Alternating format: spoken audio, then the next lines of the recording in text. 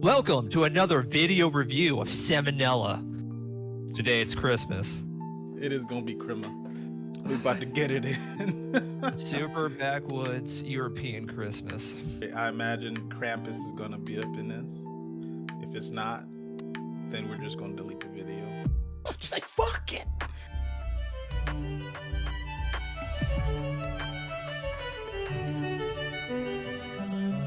Hey kids, hope you had yourself a merry little whatever. I know I did. What do you like best about the holiday experience? My personal favorite part is where we systemically brainwash children into thinking they're supernatural beings who judge their every move and then invade their house at night. Now, everyone knows Santa, good old Saint Nick, old Father Christmas, old Christopher Kringle, old Elpheus Prime, slayer of elk and bringer of Xboxes. And you've probably heard of some other characters somewhere too. Guys like Krampus, Belsnickel, Charlie Brown, Xi Jinping. Well, today I want to show you guys some more obscure Yuletide beings from different cultures all across the globe, but mostly Europe. Now, this first creature's name comes from the Welsh. As a matter of moral principle, I personally don't formally recognize the Welsh language. Maybe someday they'll figure out how W's and Y's work, then it'll be a different story, but for the time being, you'll have to excuse me for not condoning bullshit like this. So the thing allegedly called Mari-Lwyd isn't a true mythical creature per se, but more so a tradition carried out for at least the past few centuries in South Wales. No, I mean Old South Wales. This is how it works. Every holiday season, the village rapscallion will take a horse's skull and affix it to the end of a pole. Kinda like one of these things, except, you know, awful. The skull is typically decorated in some way, and sometimes they put in a lever so you can make the mouth move on its own. Then a white sheet is draped over the pole and its holder, thus giving the illusion that Famine himself has come to destroy all your figgy pudding.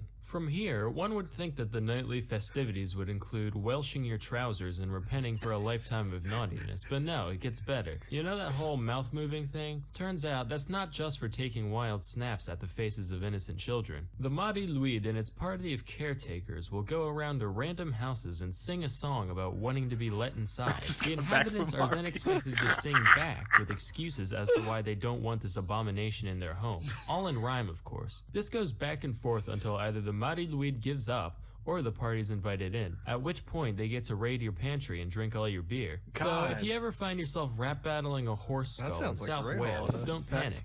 It's normal, I guess. Next we have Frau Perchta, a witch-like being said to visit during the holidays in the Alpine regions of Germany and Austria. Depictions of Perchta can range anywhere between beautiful woman and whatever the hell this is, but usually they fall somewhere in between. She's also sometimes shown with this big weird floppy goose foot.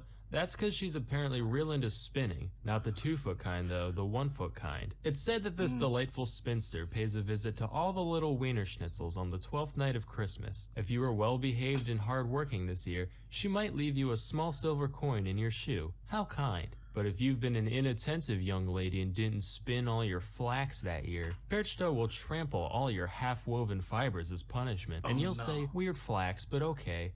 Fucking cut that out, Jesus. Then there's the stuff Perchta considers especially naughty, which can vary depending on who you ask. If you left your house a mess, or you didn't leave out the traditional bowl of porridge, or maybe you didn't eat your ceremonial fish and gruel on feast day, that's when you've been a real goober. As recompense, she'll rip out your fucking intestines through your abdominal wall and then stuff your empty body cavity with pebbles and straw until you're just as pumped as when she started. So, you know, you win some, you lose some. Nobody knows what she does with your freshly harvested innards after she leaves. But being that she lives in the mountains and has an obsession with thread making, I think we can all infer the obvious truth. Of course, no discussion of folklore of any kind can truly be... Pause.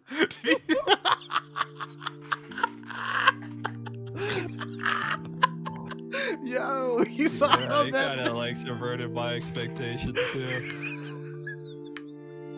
Yeah, that's how growing up, like all my mom's story, like bedtime stories, it was like the German books, and like over here it's like Mother Goose and some other stuff, and over there it's like you got the thumb catcher, and like if you suck your thumb as a child, this guy will jump through your window with like some 3-foot shears and chop your thumbs off. Oh my god! It's terrifying. And she hands you the book. And like there's blood in it, and the kids are like, I have no thumbs now, what can I do with my life? And it's like, I don't want that to happen to me. Don't let this be you. Oh my god. Oh my. See how fast he's moving? His hair came off. He's crazy as hell.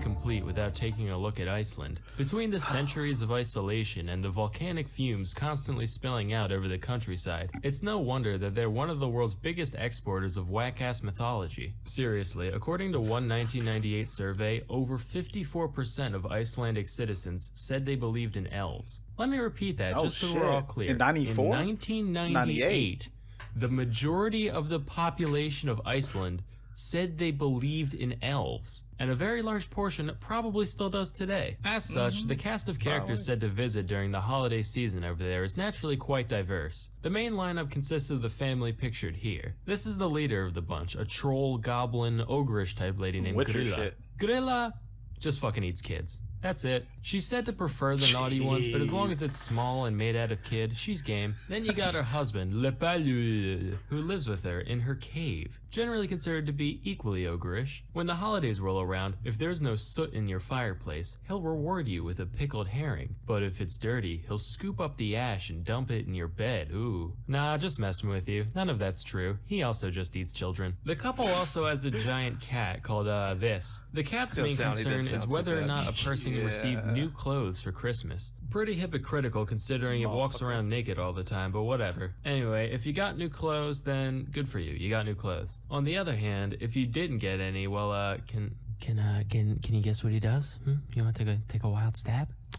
Yeah, that's exactly right. He fucking eats you. Children, adults, doesn't matter. If you don't He'll get even vor your dog, he doesn't care. Finally, you got the best of the bunch, the 13 Yule I know. lads, each of which visits on a different day leading up to Christmas. They're kind of like the 7 dwarves, but whereas those guys are jolly and helpful and stupid shit like that, the only real goal of the Yule lads is to harass and inconvenience people as much as possible, and each one has a unique way that they go about doing that. I'm going to go through all 13. Now please remember, I am making none of this up. I'm not even going to try to say the Icelandic names, so I'll just give you guys the English translations, which are very apt, by the way. First you got Sheepcoat Clod, who goes around harassing sheep, but he's easy to catch on account of his peg legs. Then there's Gully Gulk, who hides in gullies to steal milk from your cows. There's Stubby, he's real short. He eats the leftover crust out of pie pans. This one's called Spoon Licker. He licks spoons. He's also incredibly thin on account of malnutrition for some reason. There's Pot Scraper, he scrapes pots. And Bowl Licker, who's like Spoon Licker. The key difference here being that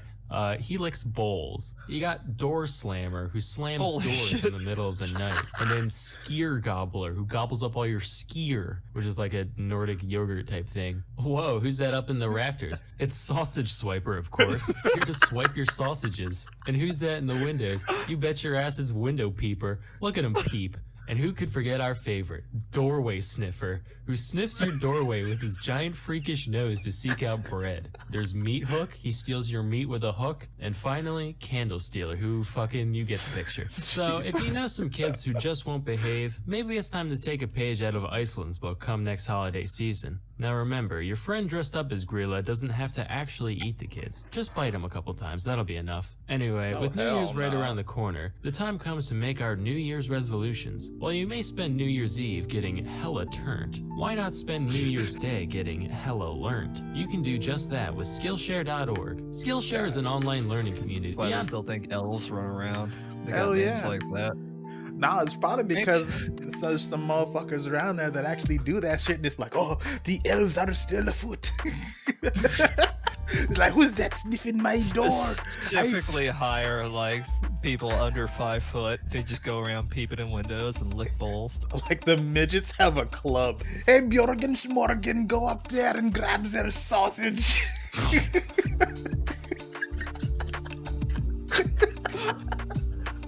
He's up in the rafters. Is that what typically part of this kid? Yo, I mean, you gotta think about it though. Like, they have them sausages hanging over fucking beams and shit. Just drying, I guess, next to the garlic. Yo. Oh man, I got questions. The Krampus movies. Yeah, man, like, what the fuck? It's like, if you're bad, you'll just die. Like, fuck Cole. Oh, Krampus, half goat, half demon. That's not fun at all. Krampus is the coal guy. Krampus is the coal guy. Yeah.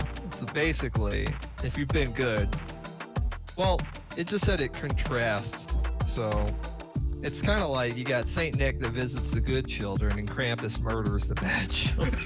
Oh shit! But they both visit your house at the same time, and Santa Claus gives the cue like, "Oh, no, he been fucked up this year."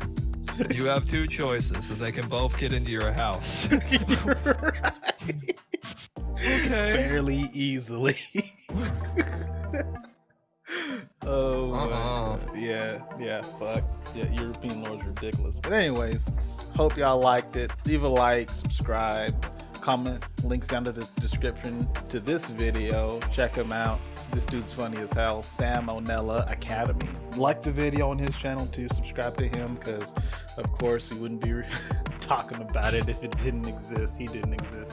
Yeah. Watch out for sausage swiper out there. Yeah.